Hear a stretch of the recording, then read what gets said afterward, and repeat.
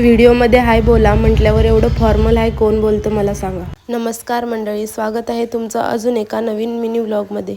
वाजलेले आहेत 8:30 आणि घरातील थोडंफार सामान घ्यायचं आहे म्हणून आम्ही दोघे पण चाललेलो आहे डीमार्टला। काय काय घ्यायचं आहे ते तिथं गेल्यानंतर सांगते। डीमार्टमध्ये पोहोचल्यानंतर सनी गेले बाईक पार्क करायला आणि मी गेले बॅगला लॉक लावून घ्यायला। इथं पण खूप गर्दी होती।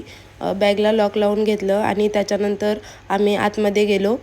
डीमार्टमध्ये पहिल्यांदा एंटर केल्यानंतरच बिस्किटांचा सेक्शन आहे आणि आम्ही कधी पण डीमार्टला गेलो की पहिल्यांदा बिस्किटेच घेतो।